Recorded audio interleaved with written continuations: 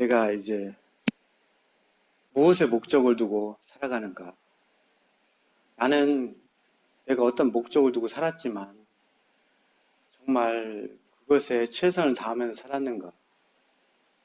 혹은 내가 혹시 그 목적을 두고 살았는데도 불구하고 정반대의 삶을 살지 않았는가?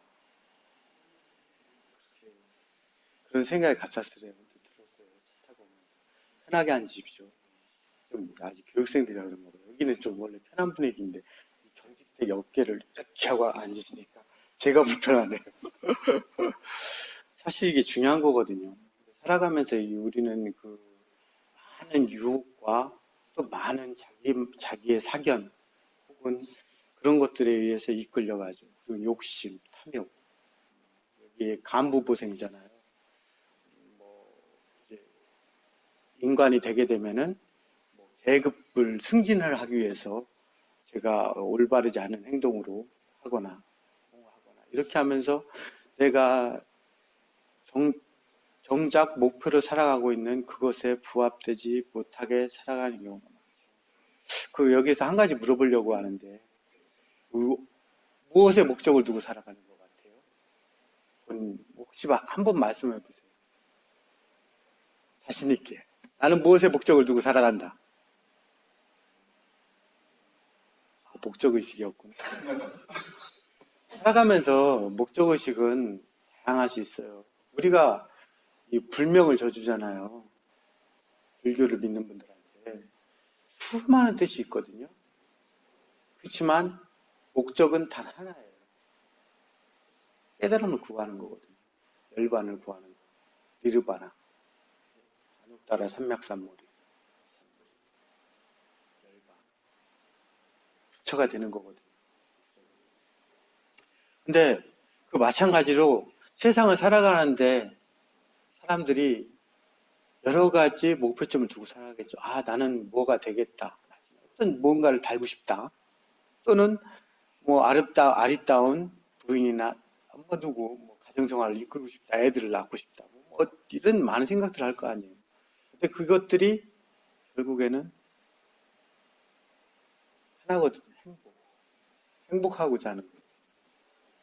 근데 그 자기가 결국에는 그 모든 것들이 행복으로 응축이 되는데 그것에 살아가다 보면은 부합되게 살지 못하는 경우가 많죠. 엇나가는 다른 길로 나가거나 새길로 새버리거나 아예 그냥 엉뚱한 길로 빠져버리거나 그것들을 놓치고 살아가는 경우가 대부분이에요. 안 그럴 것 같지만 많은 사람들이 정작 자기가 목표를 두고 살아가는 거는 한편에 치워두고 밀어두고 살아가죠. 다음에 하지. 뭐 하면 하지. 늘 이렇게 밀어두고 살아가죠. 당장에 구현하려고 하지 않죠. 갑작스레 차 타고 오는데 그 해인사에 있는 찻집이 생각나더라고요. 해인사에서 이제 좀 해인사 가는 길목에서 산거리가 있는데 거기서 오른쪽으로 턴을 해서 해인사의 그 가야산의 뒤쪽으로 올라가다 보면은 산으로 가는 배라는 찻집이 있어요. 이름 좋죠. 이렇게 살면 안 돼요. 산으로 가면 안 되지, 배가. 그잖아요. 근데 그게 정말 안 그럴 거라고 생각되지만 사람들은, 의외로 많은 사람들은 그렇게 살아가거든요. 네? 정작 자기 일들은 아까 얘기했던 것처럼 미뤄두고 하면서. 예. 한 번은 제가 해인사에 있을 때인데 우즈베키스탄 사람들이 왔어요. 원래 우즈베키스탄이 1세기경만 해도 종교가 불교였어요. 거기에 아주 위대한 왕이 인도를 점령하게 되는데 이런 얘기까지 역사 얘기까지 길게 하면은 시간이 짧으니까 한쪽에서 그때 당시에 그 카니시카 왕이라는 왕이 불교에 기여하게 돼요. 많은 조형물들을 세우게 되고 우즈베키스탄 그 지역이 또 실크로드가 지나가는 지역이기 때문에 당연히 불교 조형물도 조각물도 많고 그런 것들이 많죠. 또 그 왕이 기여했기 때문에 불교가 되는 거고 지금은 이슬람교지만 근데 우즈베키스탄 사람이 두 분이 왔단 말이에요. 근데 이분들이 우즈베키스탄 말을 하면, 러시아어를 하면 제가 뭐라고 말 못하잖아요. 근데 무역을 하시는 분들이 한국말을 정말 잘했어요. 유창하게. 저는 외국어를 잘 못하기 때문에. 한 스님이 저보고 안내를 해주라고 하더라고요. 해인사를. 구경시켜줘라. 다 하더라고요. 저는 그런 거 정말 싫어해요. 정말 싫어요. 그래서 이렇게 같이 걸어가고 있는데, 그래. 이 사람들한테 내가 불교에 대해서, 내가 단순히 보여주는 게 아니라 불교에 대해서 한번 얘기해 주고 싶다. 이 사람들은 한국말을 유창하게 하니까 다 받을 수가 있으니까. 근데 해인사 입구에 보면은 조형물이 하나 있거든요. 제가 생각되기로는 그 조형물은 100% 불교 조형물이 아니에요. 저는 작가의 마음을 이해할 것 같아요. 조형물이 그 대나무인가 뭐 이렇게 해가지고 속이 보이는 조형물이에요. 그래서 하나의 사람의 형체가 있고 그 안에 또 다른 사람의 형체가 또 들어있어요. 제가 보기엔 그건 분명히 이중적인 자아를 표현한 거란 말이에요. 내 안에 또 다른 나, 그걸 표현한 거란 말이에요. 그렇지만 이건 절대로 불교적 조형물은 아니에요. 그래서 제가 그랬어요. 이게 불교적 조형물은 아니다. 하지만 난 이거를 불교적으로 알려주고 싶다. 그래서 얘기를 했어요. 우리는 이중적인 자아라는 거는 거기에서는 나와 또 다른 나, 그 두 가지의 나라를 얘기하거든요. 그래서 내가 가지고 있는 기존의 개념과 실제로 내가 행동하거나 이렇게 하는, 실천하는 나, 생각하는 나와 같은 그런 걸 개념을 갖다가 얘기하거든요. 근데 저는 그걸 통해서 무아를 설명해 주고 싶어요. 무아라는 거는 불교에 있어서 굉장히 중요한 거거든요. 근데 이거를 갖다 다른 사람들은 굉장히 착각을 하죠. 착각을 해서 해석을 하죠. 무상도 그렇지만 여러 가지.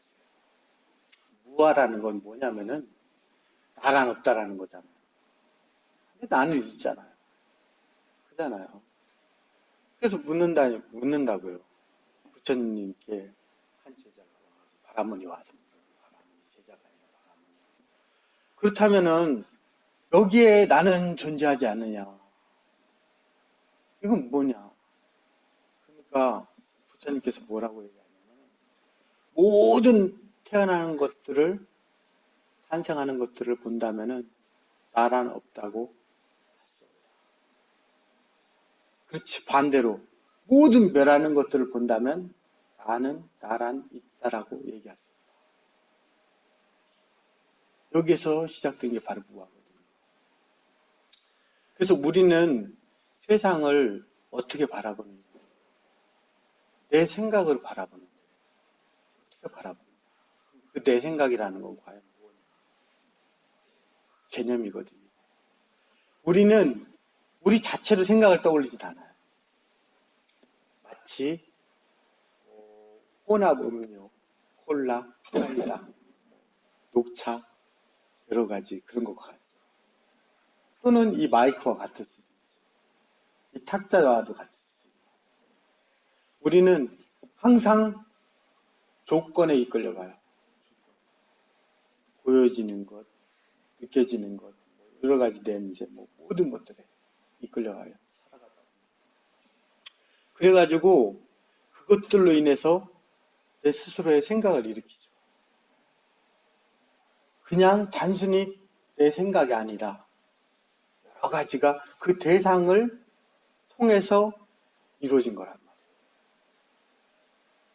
그러니까 이건 또한 항상하지 않아요. 그래서 수시로 바뀌죠, 생각. 수시로. 내가 이것을 딱 보고, 이거는 내가 여기다 뭘 썼으면 좋겠다. 근데 이 종이가 잘 안 써지는 거였단 말이에요. 그러면은 내가 실천을 해보고 나면은 생각이 바뀌죠. 이거 잘 안 써지네. 이건 적합하지가 않구나. 그렇게 또 생각을 내죠. 수시로 생각은 이렇게 바뀌게 돼요. 또 잘 써진다 싶으면, 다음에도 이런 거를 또 많이 사뒀다가 좀 써야 되겠다. 이런 생각을 내기도 하고. 그럼 많은 생각들이 일어나게 돼요. 나한테는.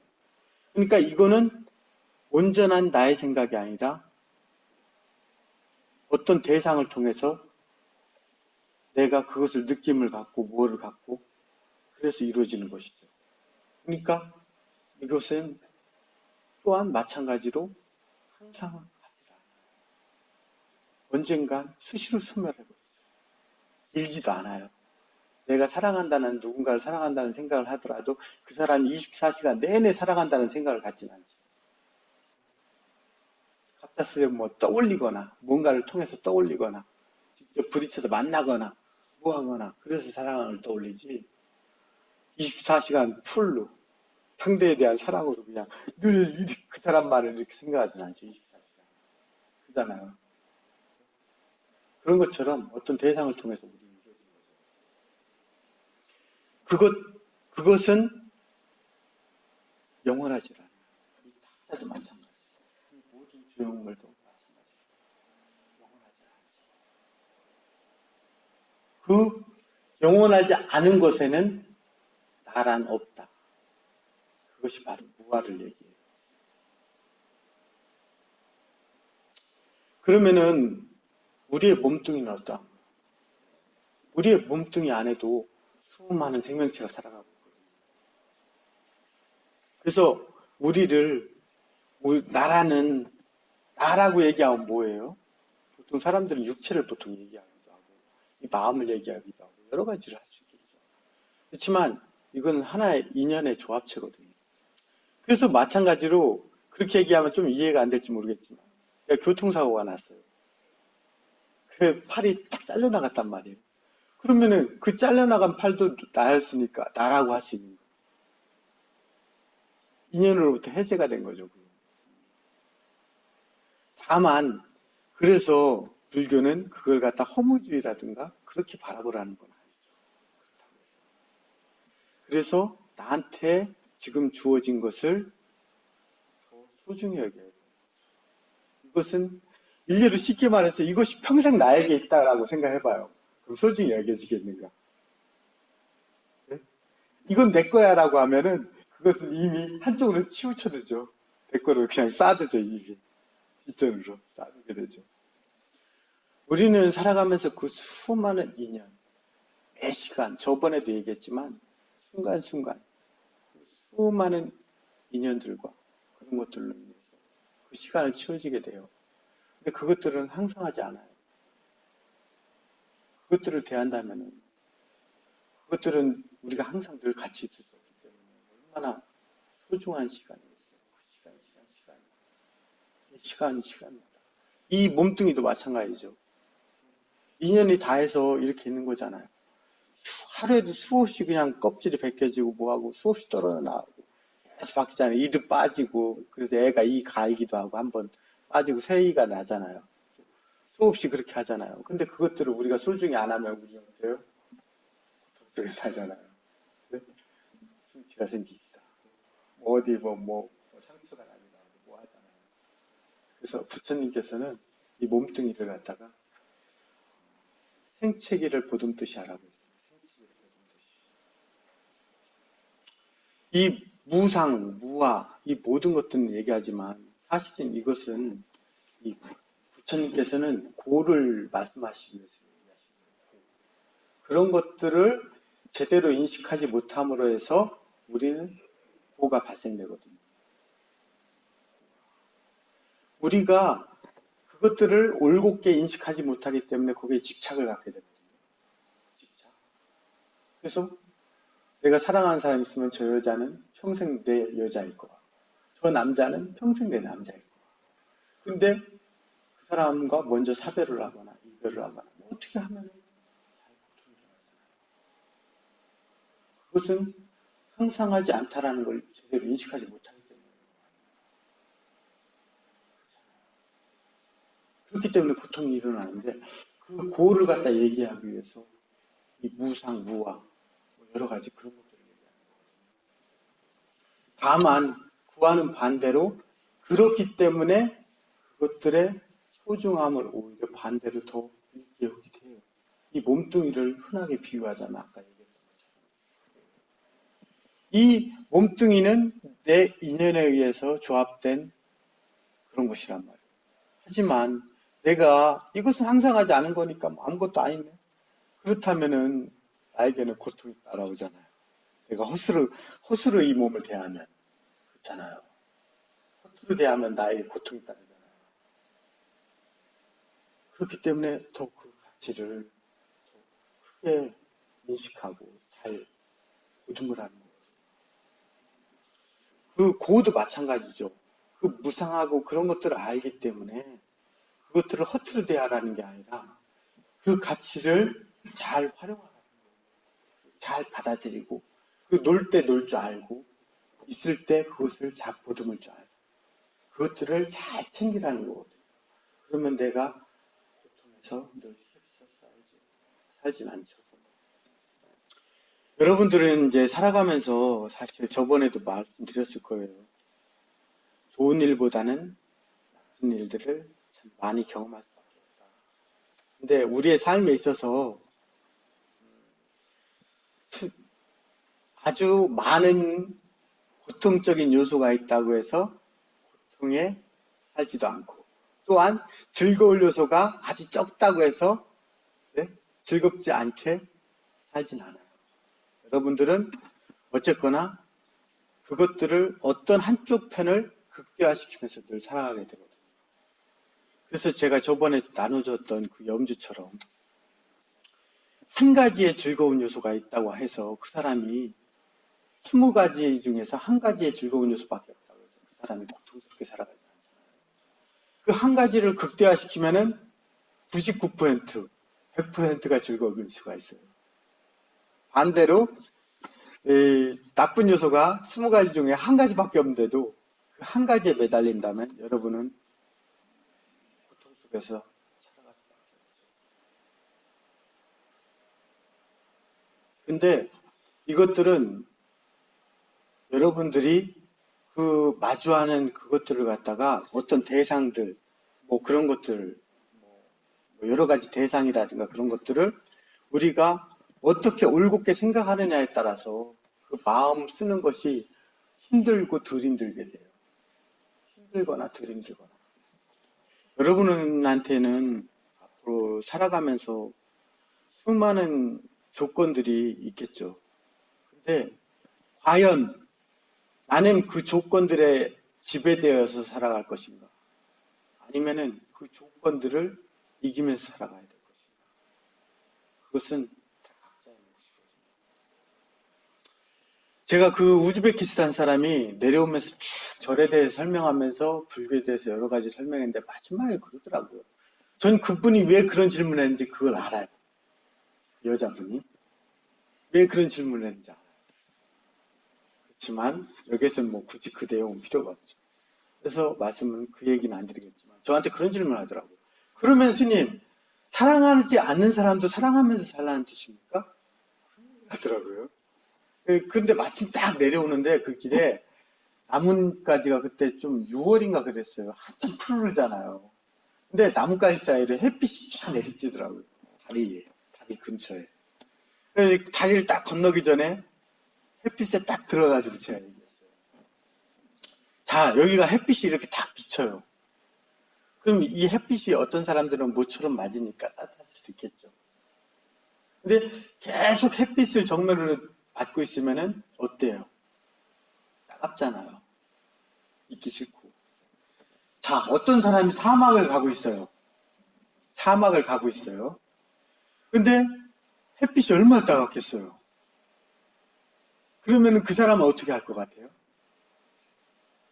일단 그늘진 곳을 찾겠죠. 첫째로. 근데 주변에 그늘진 곳이 없어요.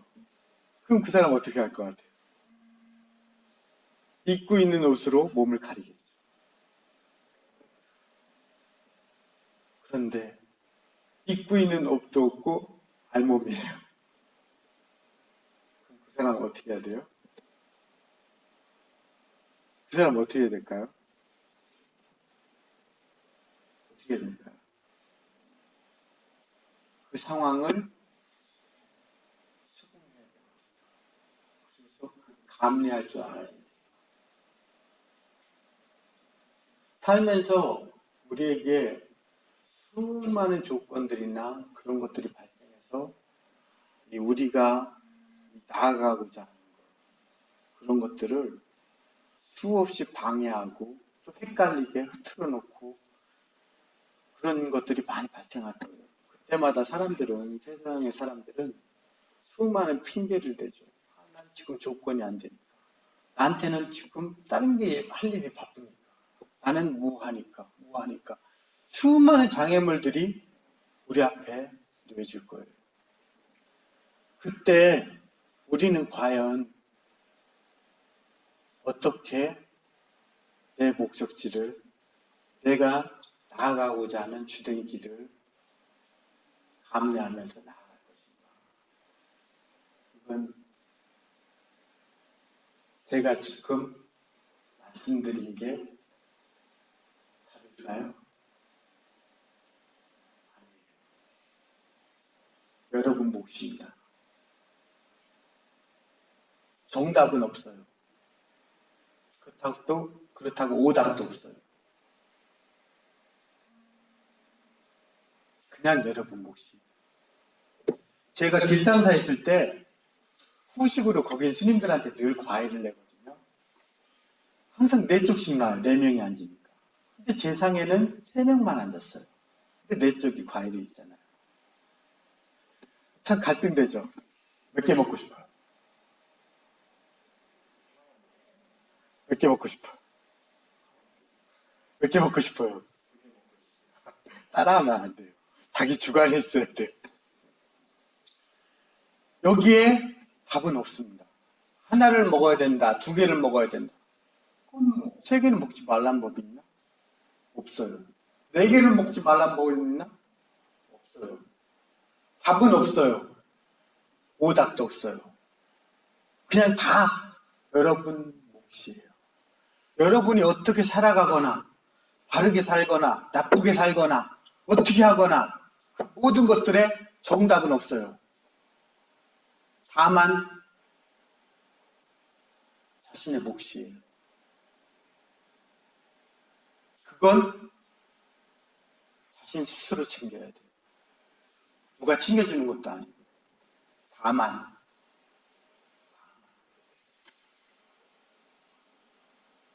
내가 그래도 살아가는데 좀 더 유익하게 살아야 되지 않겠나. 좀 더 바르게 살아야 되지 않겠나. 그리고 또 아무리 나쁜 사람일지언정 예전에 제가 그거를 어떻게 기억하는지 모르겠는데 이게 생각이 나네요. 살인마 우리나라에 굉장히 사람들을 많이 살해했던 사람이 하나 있잖아요. 그 사람이 누군지 모르겠는데요. 내가 왜 그걸 기억하는지 모르겠는데 예전에 있었던 일이에요. 그 사람이 가장 두려웠던 때가 있었대요. 그 사람들이 애기 뵌 여자들 배도 갈라서 죽이고 수많은 사람들을 토막내기도 하고 그렇게 했어요. 그랬던 사람이에요. 근데 그 사람이 정말 두려웠었던 때가 그때가 어떤 때였을 것 같아요? 뭐라고 답변했을 것 같아요? 기억해요? 괜찮으니까 기억하네. 수업 시간에 배웠나 봐요. 그런 나쁜 사람한테도 소중한 사람이 있거든요. 그렇잖아요. 우리는 꼭 부모, 형제, 아들, 자식들 뿐만이 아니라 친구, 이웃, 누구라도 소중한 사람이 있거든요. 근데 내가 살아가는 일에 정답은 없어요. 아까 얘기해드렸듯이 오답도 없고. 하지만 이것만은 유의해둬야 된다는 거죠.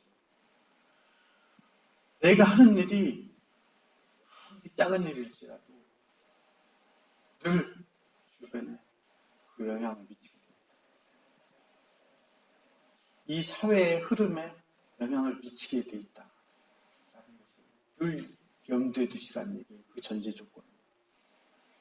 오답도 없고 정답도 없어요. 하지만 내가 하는 일이 유익하건 그르건 뭐하건 그걸 떠나서 그것이 늘 주변에 미친다. 그 주변은 돌고 돌아서 내가 가장 소중하게 생각하는 사람한테까지 미친다는 것. 꼭 믿는 염두에 두시고 살아요. 여기 계신 분들은 경찰이잖아요. 그럼 경찰은 희생정신을 좀 가지고 있어야 되잖아요. 근데 그거는 반은 맞는 얘기예요. 꼭 경찰만 가져야 되는 건 아니죠. 꼭 공무원만 가져야 되는 건 아니잖아요. 일반적으로 회사를 사업을 하거나 뭘 하는 사람들은 자기 직원들을 위해서 희생정신을 가져야 돼요.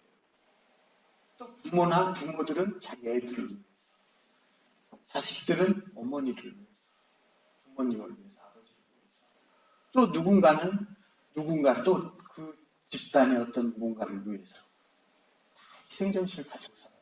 그죠? 물론 그것도 정답은 없어요. 하지만 그것이 주변에 반드시 비친다는 거. 그걸 염두에 되거든요. 제가 역사 얘기를 길게 얘기하기는 시간이 너무 짧으니까 간단하게 얘기하자면, 갑작스레 이제 마하바나 왕에 대해서 얘기해주고 싶었어요. 그걸 적어왔어요. 이름만 적어왔어요. 맨 끝줄에 마하바나. 이 마하바나 왕이 이제 석가족, 그러니까 그 석가족의 왕이었어요. 이 부처님의 사촌동생.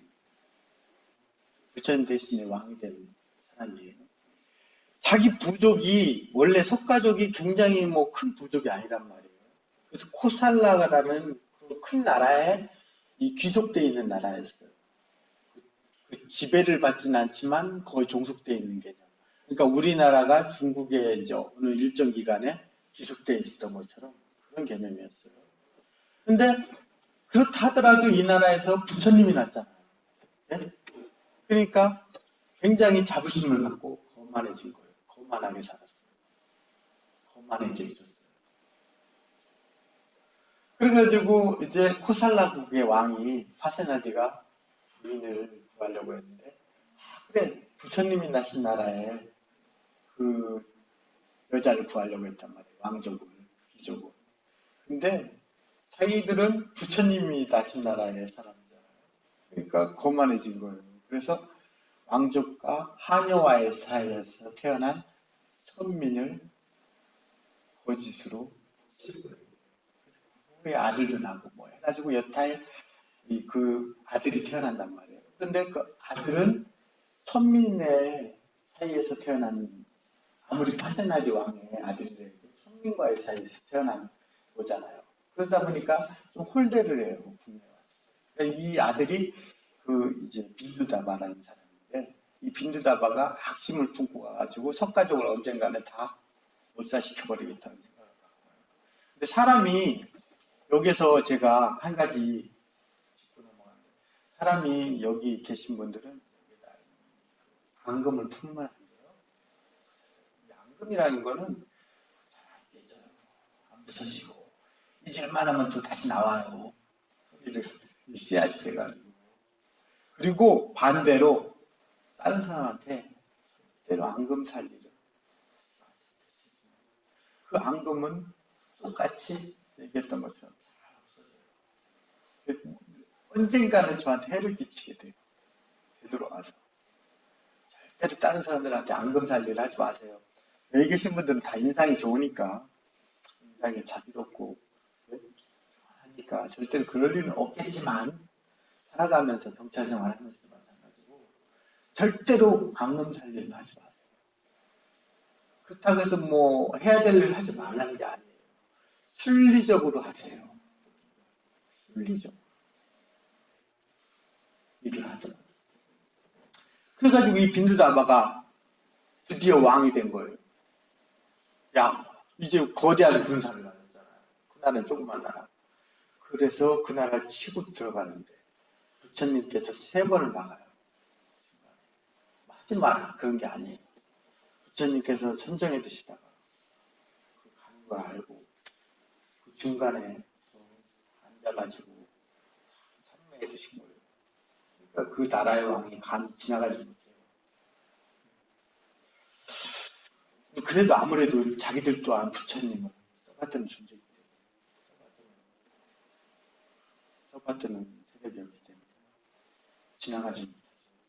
물론 거기에서 나뉜 대화도 있는데 그 얘기까지 하면 기니까 짧게 얘기하자면 결국엔 마지막에 쳐들어가잖아요. 자, 빈두다바가 왔으니 그 마하바나가 얼마나 두렵겠어요. 근데 절대로 이길 수 없어요. 우리 백성은 이제 끝이에요. 다 죽어요.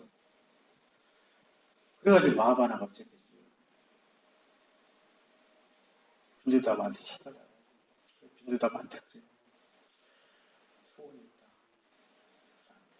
내가 저기 있는 저 우물 속에 들어가 있는 동안만큼 우리 백성들이 도망갈 수 있게. 빈두다바가 생각해보니까 그거 마음껏 아니에요. 그래라. 빈두다바가 사실은 마하바나가 빈두다바의 할아버지입니다. 어쨌거나 그래가지고 이제 마하바나가 이제 그 연못 속으로 들어간단 말이에요. 빈두다바가 기다려요. 여유롭게. 아무리 시간이 지나도 마하바나는 그 연못 속으로 나오지 않아요. 하인을 시켜서 신하를 시켜서 물속에 들어가게 했는데 마하바나가 어떻게 하고 있습니까? 그 썩은 나무뿌리에 자기 머리를 휘어감고 죽어 있었어요. 머리를 못 떠. 그래서 백성은 모두 살릴 수가 있었어요. 세상이 좋은 것을 실천하고 참 그렇게 살기에는 참 각박하죠. 그죠? 그런데 반대로 있잖아요. 네가 해야만 내가 한다. 그런 생각을 갖잖아요. 그러면 그 사회는 절대로 올바르게 흘러가지 않습니다. 네가 해야만 내가 한다. 그런 생각을 가지면 절대로 올바르게 흘러가지 않아요. 네가 안 하니까 나도 못하겠다. 그런 생각을 가지면 절대로 올바른 방향으로 나아가지 못합니다. 그래, 내가 먼저 해야겠다. 네가 안 하더라도 나는 한다. 그런 마음을 가져야 이게 좋은 쪽으로 흘러가거든요. 그런 것처럼 살아가면서 아까 조금 전에 얘기했던 것처럼 내가 하는 행동은 주변에 항상 여파를 미치게 돼 있고 또 그 여파가 반드시 내가 가장 아끼는 사람한테까지 들어오게 돼 있어요. 그걸 유념해 주시고 살아가면서 여러분들은 약간 희생정신이라든가 앞으로 많은 일들이 겪게 될 텐데 정말 내가 나아가고자 하는 방법에 답은 없지만 좀 더 세상을 유익하고 그런 것에 씨앗이 되길 바랍니다. 그리고 그런 길에 내가 조금 손해를 본다 하더라도 조금 해가 되는 부분이 있다 하더라도 오히려 자부심을 느끼고 그런 것에 자부심을 느끼고 그렇게 살아갔으면 답은 없어요. 다 여러분 몫이에요. 본인께서 각자 스스로 잘 생각해서 살아가시고 세상이 극락이 아니지만 극락이 무슨 뜻인지 아세요? 극락이 무슨 뜻이냐면 더할 나위 없는 즐거움을 극락이다. 이 세상을 극락 전투로 만드는 힘을 공유하고 그것에 자부심을 느끼면서 내가 좀 설령 희생되는 부분이 있다 하더라도 내 주변에까지 사랑하는 사람한테까지 미치니까 그것에 더 자부심을 느끼고 살아가시면